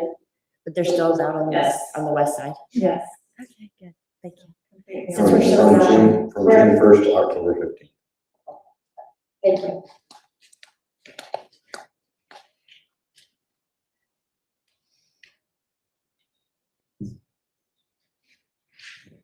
Seeing no further comments, I have a motion to close the public hearing on this ordinance. I move to close the public hearing on this ordinance. Motion from David, do I have a second? Second. A second from Blake. All in favor of closing the public hearing on this ordinance for general fireworks regulations, please say yes. Yes. Okay. Public hearing on that ordinance is closed. Moving to item 7, discussion items. Okay, this is council discussion time, 7.1, we will move to discussion on fiscal year 2027 and the budget. So you can do discussion on that, the budget? Yeah. Okay. Yeah, so council, we have discussion or questions related to the budget. So, may I? You may. I met with Darren for, well, a couple different times, but today again, going over some of our numbers here. And we between us came up with a couple of different ideas for perhaps saving money and also being a little bit more transparent, and also maybe reallocating funds just a little bit so that they will be more useful. And as we were talking about that, our city manager, Mr. Franson, has assured me that this is a tentative budget, and so we can continue to work on this budget and make it, you know, something that is workable for the city and for the residents. And we are in a fortunate situation in that we do have money. And thank you, Amazon, again. And so we actually will be able to do projects. We're going to be actually doing more road projects this year than we've done for the last several years, if I'm correct. And so I think our citizens will welcome that. We do have money set aside in a couple of other different funds that we've been saving up for. And so that's kind of, that's good too, to be able to do some of the projects that we've wanted to do. And I'm just going to encourage myself and other members of the council to continue listening to the residents, and we can continue to work on this as needed. Yeah, once again, this is the tentative budget that the state requires us to pass in our first meeting in May. It's still a working document.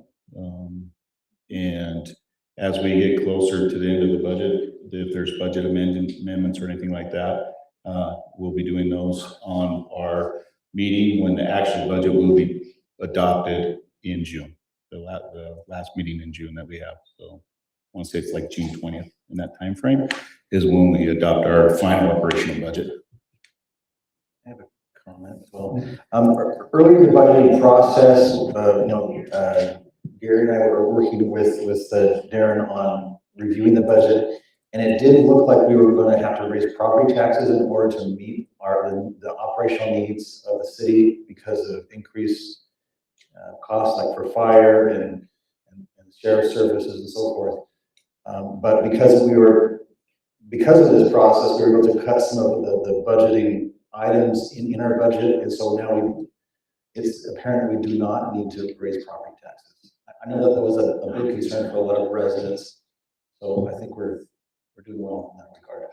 Yeah, once again, at the beginning of our budget process, with the increases that we were expecting and where we received the revenues for this year so far, it did look like there was a possibility for some of those in the general budget that we would still need to cover. Some of the costs came in less, some of the revenues have actually increased just a little bit. And so with different transfers of money, we were able to take that out so we wouldn't have to have that increase this year. I did have one more, if I could. I've been chatting back and forth with our city attorney as well. Our city attorney has pointed out that the city council could probably and should probably put together a policy statement stating not only what the state requires for our preliminary budget things, but also what the council wants. And so I'm hoping that we will work on those things as well, particularly that we know what all our fund balances are when we start the budget process as of the last reconciliation, which will be December 31st of each year. And anyways, there are several suggestions, and we can make more suggestions as to how we want those funds to be handled, trying to give the city as much flexibility as possible at the same time using funds wisely. I'd like to point out that all financial information, as we receive it from month by month and from accountants, is available to all council members within our team's platform. And it is posted there, as well as the check register and the Visa charges, or credit card charges.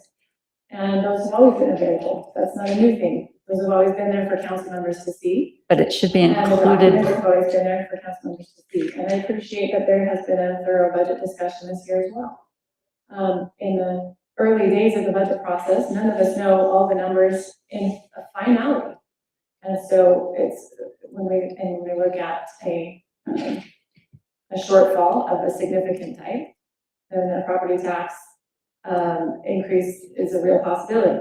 And so as those numbers develop and also become more refined and come through with more certainty, glad to say that possibility began to shrink, which is nice. We're one of the few cities in the county who is not holding a truth in taxation hearing this year. And that we do save up and we do have money to do our projects because we follow that kind of a fiscal model and we don't bond for things. And so saving up is the way to do that. And that's what we see reflected in these fund balances and in being prepared for emergencies as well as for planned projects. Gary, did you have something? Yeah, I do. I've talked to several council members about the staff pay and Darren about the staff pay.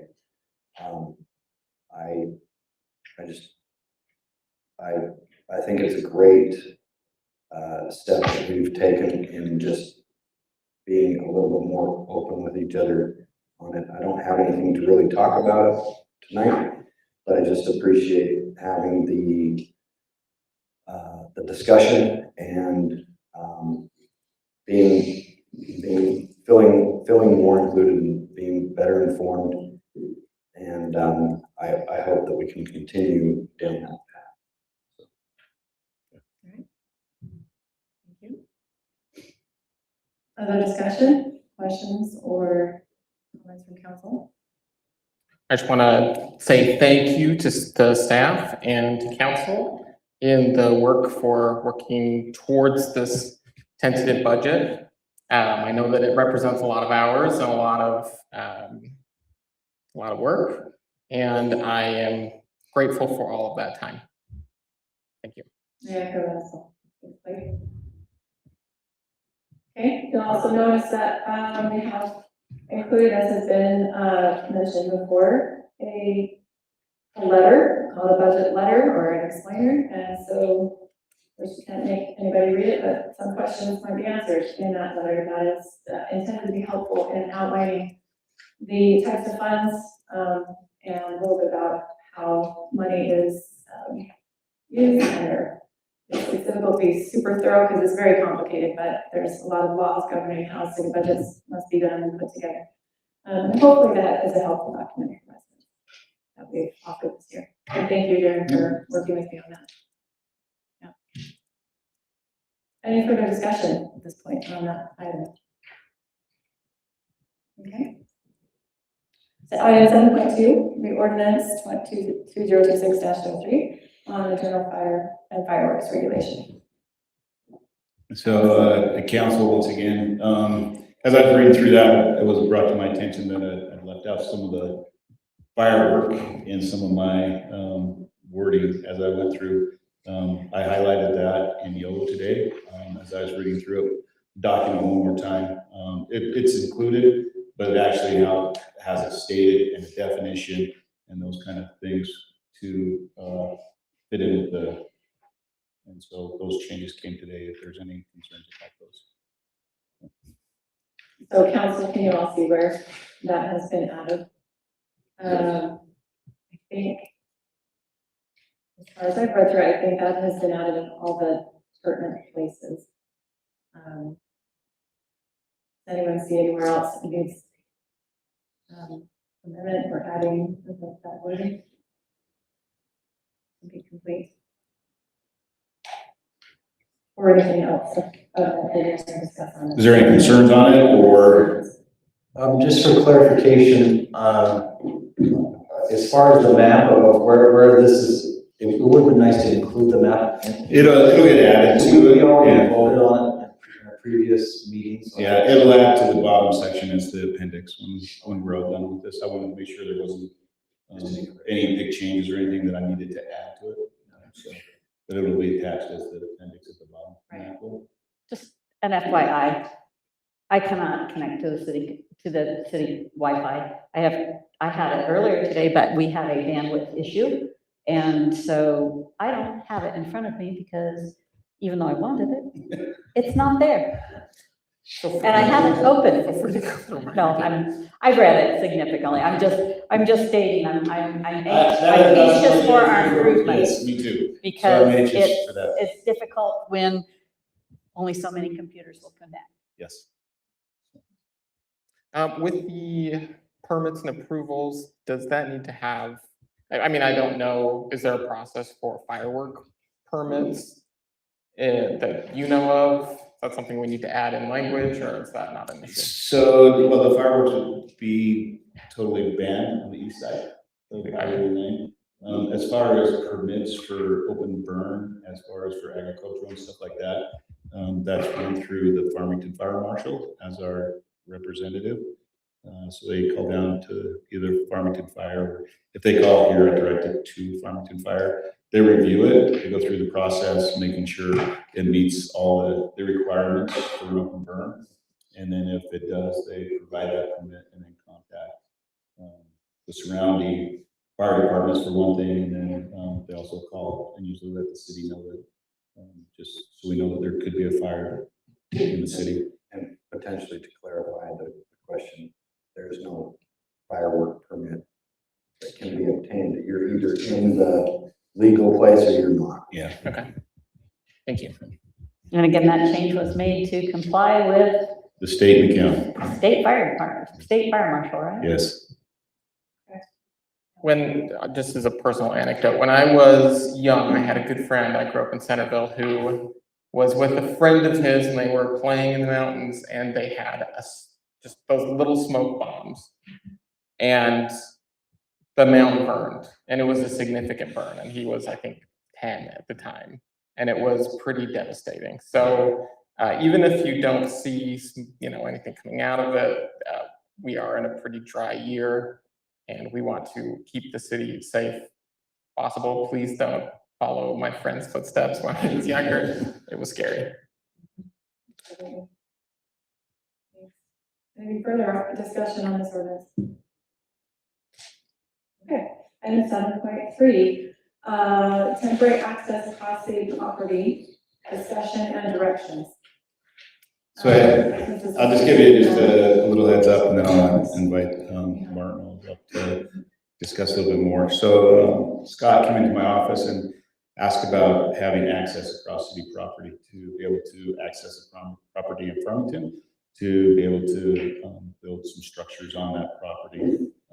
I actually deferred to the council to give myself direction on how they wanted me to proceed, if they wanted me to look at options that are available and those kind of things. So that's why it is on the agenda for discussion tonight. I'll let either one of the two come up and talk about it, but this is just mainly discussion and then direction that I can move forward on. And so I know how to proceed on this. So, but there's no decision of yes or no going across the property. Haley, would it be possible to pull that image up on the screen?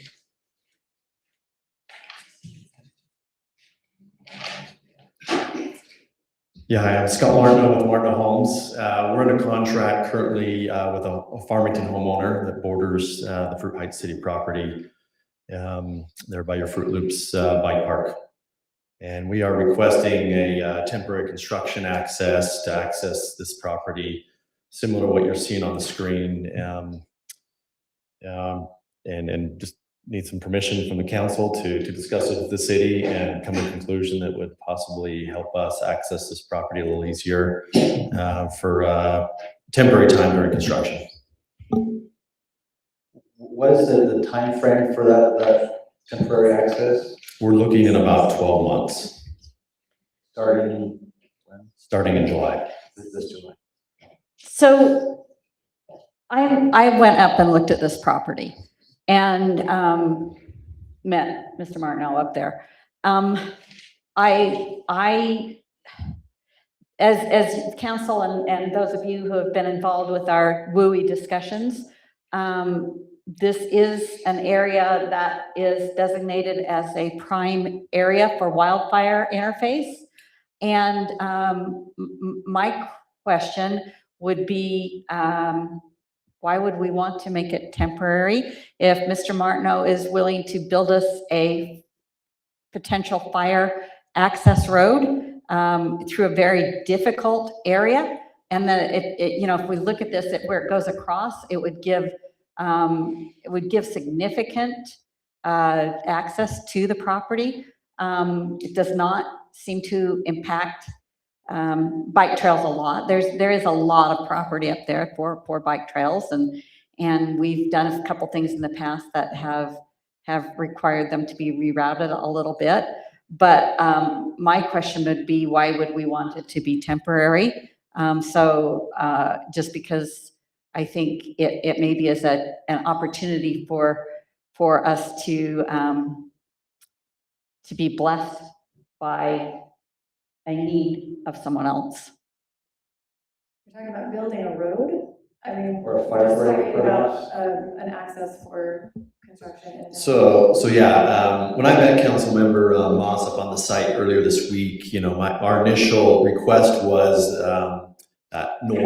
southeast corner of the bike park for our access, and our initial request was temporary. Yes, we were requesting to access that corner where the bike trails are not. It's just open space, no bike trails. We've kind of designed our access route to not touch the bike park area, just the corner of it where there are no trails. After meeting with the council member up on site, there are some benefits if we were to create more of a permanent road, if, as per se that she brought up, we'd have to impact more of the park. We're happy to do that. It's not necessarily our need for the construction access, but she brought it up and it could be a benefit to the city long-term. And we're happy to work with the city. We do need a road at one point, whether that's a permanent road that we help make or a temporary road that we abandon and clean up and put back together when we're done. We're open to both suggestions. So So the fire break, 1800 East is considered a fire break road. I mean, that is already a fire break road that you call it that. So there, I don't see what this type of road would add as a fire break. And it's directing into someone's property. but what you come down on, what it does is it gets you down off of that really steep part, and then it actually goes across the mountain. So the brush truck could come down that road and go across the mountain there into that WUI area.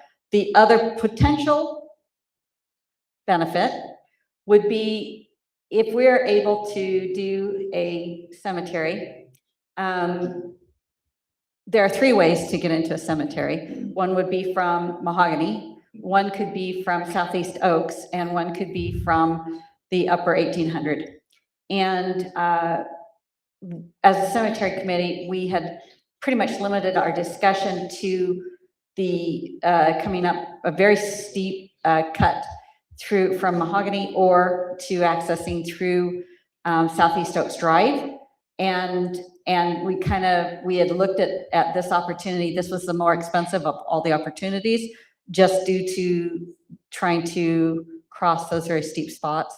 So it also could potentially have that benefit for the cemetery, if it can be built at a 12% grade or less. And I think that would be something that would need to be explored to see if that's a possibility. Are there erosion concerns with the cutting a road, whether it's temporary or not, and what you might do to mitigate that? I don't believe there's a lot of erosion concerns for the short term that we can see. We propose putting up a construction fence, probably a couple of erosion fences as well, silt fences to protect the bike park from our construction access and other things like that. But short term, in 12 months, I don't see a lot, and then we'll revegetate and fix what we touched. Or if the city decides they want us to leave some of the cuts and some of the roadway access through, we're happy to do that too. So, I'm sorry, did you have something? Oh, no, since we can't move forward with moving forward with this, sounds like something we should explore a little bit more. Look at that as a potential. But yeah, I appreciate you coming out and speaking with us. I don't know if there are more questions, but thank you for coming to council. Additionally, one of your concerns was if you did this upper road as a potential area, the city has already had our city engineer do a preliminary plan for coming off of that road for a cemetery access.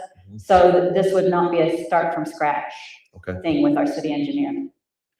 Which helps if that's the route the city wants to look at. And maybe this red line is more a concept than a real thing, right? Yeah, it was just kind of it's proposed kind of just roughly through that area. I think we were hoping that we could be granted a section, work in this section, and we'll obviously place the road where we need it and best with the least grade. Or if the city says, hey, this is something we want to work together on for our benefit, for long-term purpose, we'd be happy to have those discussions and placement of that road for the benefit of both parties. So, yeah, so I would say we would not, impacting the bike trails is not desirable either, but you do have some space there to come in just for that. Yeah, everything south and east of that red line that you see there does not impact any of the trails. All right, any further questions on this? We need to, we're looking for discussion and direction from council you feel like you want to give it more time or talk offline with Martin? I would like to consider it and talk.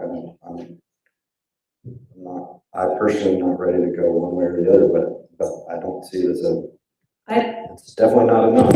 Yeah, it's definitely not enough. I think I don't have any problem with granting a temporary access. I think that's, and being restored afterwards, you know, as in put back as it was. I don't see that as a problem at all from any standpoint. Just as you're saying, starting in July for about 12 months to point to this project. So, and everything's back to normal after that. Do we need a? And this needs some direction on what you want me to research, and move forward with. If you want me to work with an agreement, if you want me to have the engineer do a few things, I just need some direction on which way the city council would like me to move forward. It's not that it's, you're approving anything or anything tonight, it's just direction for me to move forward with something. So and from my perspective, could you get in touch with Zach Burke, who is our city engineer, and maybe have him take another look at what he designed when we were talking a potential cemetery access, and see if these two things work in conjunction or not? Yes, I can do that. And it would be good to, not that I don't trust you, but just to verify that there's no erosion concerns, because there have been some development on the upper side of our community where there have been some mudslides and things. So we want to make sure that that doesn't have a potential. And we'd be happy to put an erosion control plan in place as needed, no problem. I don't think that requiring building of a road is an appropriate direction. So that's a big ask. I think we're just talking about a temporary access type thing. But you're gonna talk with the engineer about what that would look like. Yeah, I think our discussions were, correct me if I'm wrong, was, hey, if we're cutting some spots in for a road, and if they happen to align or could align together with what you need for future cuts, and not building a full road, but the preliminary work for it, we're happy to work with the city if that's their request. And it's my understanding that when we say road, that's a broad term. It's not a paved road. It's more similar to this. It's a fire break road where, you know, a brush truck can get through. Yes. At this point, it's not paved or not necessarily even gravel. That's correct. But if you wanted to donate that to the city. Yes, we are open to some sort of donation in kind in that sense, or something to work out with the city if the needs align together and meet the same criteria, sure. Getting away with I will do that. I got the road down. I'll point out those things. Okay. All right. Thank you. Thank you. Item 8, action items. 8.1 is approve or deny resolution 2026-06 adopting fiscal year 2027 and the budget. Do I have a motion? Motion to approve resolution 2026-06, adopting our fiscal year 2027 tentative budget. I have a motion from Irene. Do I have a second? Second. A second from Blake. Any further discussion on the tentative budget? Hold the vote.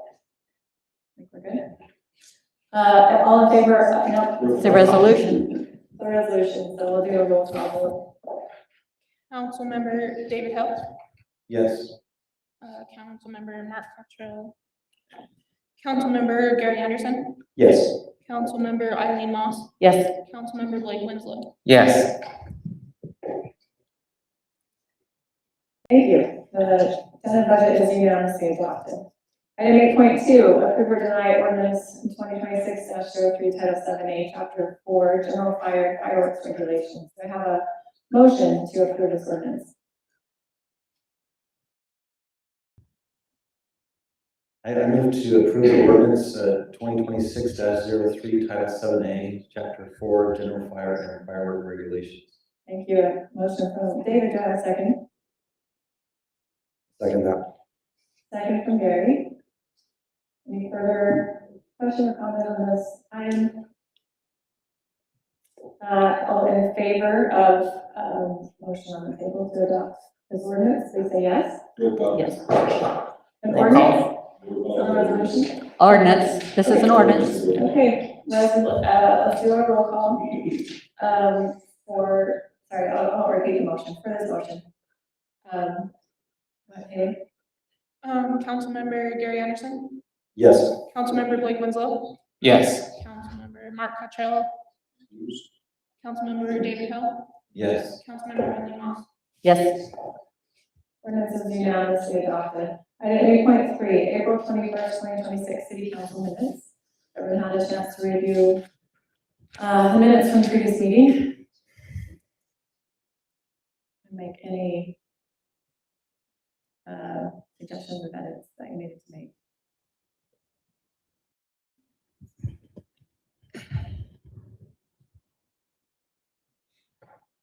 Do we have a motion to approve those minutes? Motion to approve the April 21st, 2026 City Council minutes.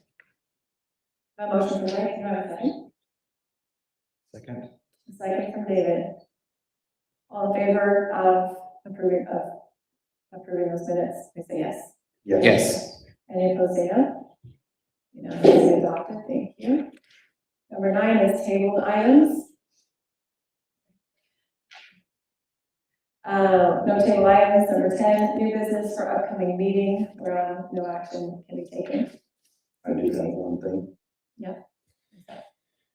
I do want to just publicly state that because of the discovery that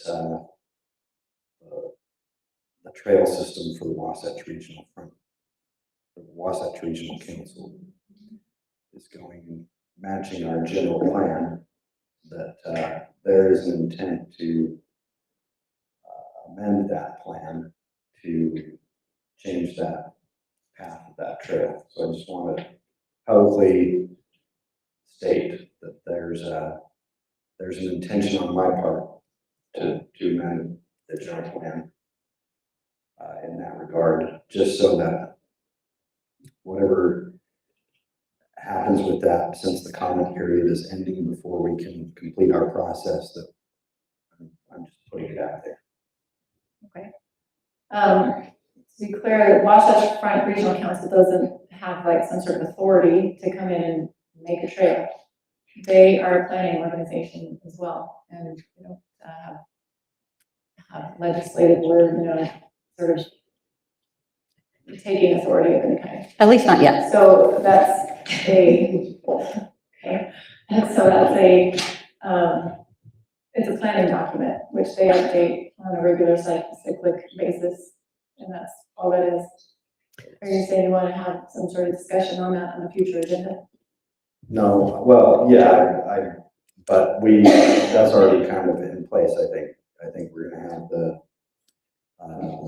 meeting on the 14th, and then the following council meeting, we will have further discussion on that.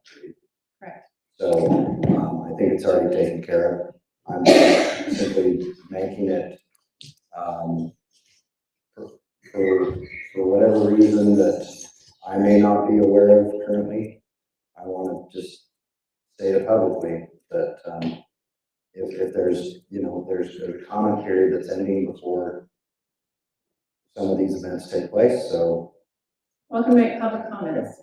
The plan is finalized, I think, sometime next year, but again, final is just for this cycle. It's a continual cycle that Wasatch Front Regional Council is our regional. There's like 9 regions of planning, things like that, and Utah is ours. It's just that their comment period ends. Okay. So that's why I'm. Mayor, do you serve on that Wasatch Front Regional Council? Yes, I serve on one of the subcommittees. So you could, if we make changes to our general plan, then it would be reasonable to expect that you would be able to pass along our wishes as a city then.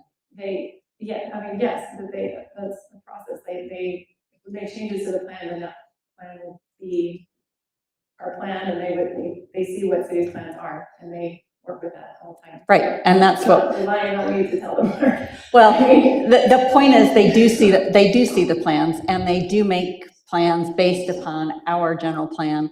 And so I also would like to be on record as stating that I would hope that we can make some changes to our general plan and get the trails off of our private citizens' private property. And also, I have a question in regards to that meeting. Will you be taking any comments from the public, not a public comment period, but do you anticipate like calling on any members of the public during that meeting, or will this I guess what I'm asking is, do people need to, if they have a specific question, relay that question to a member of the city council and or the planning commissioners so that they can present the questions? There will not be public question period or anything like that. It's a work meeting. Okay. That's, I just wanted to make, I just wanted to be clear with that. Planning commission. Okay. I thought I had been pretty clear Well. about that, so, okay. So, looks yes, like- those things are on upcoming agendas, entire meeting for general plan next week, that will be discussed in great detail. We discussed, are we talking right now about WFRC or talking about the We're meeting deciding. with council and commission next week? Yes. Okay. The work meeting next week, and then following regular council meeting scheduled, council will be able to vote on what they would like to give direction for the planning commission to look at the general plan again or not. So that will take place on a future agenda. Is there anyone who has new business for an upcoming meeting that they would like to say? I would just like to say, we're gonna, just what we had mentioned at first, the rules of order and procedure is something that we'll see on the upcoming agenda. As I said, in the past, councils have adopted those, and I think we need to. So we should do that and get that oversight. And then things will be clearer for everyone involved, which is always nice. 11, calendar items. May 14th, work session, which was just mentioned, 6:30 p.m. start. May 19th, city council meeting. May 26th, planning commission meeting. There's no closed session, so we'll entertain a motion to adjourn. Motion to adjourn. Second. Gary, and second from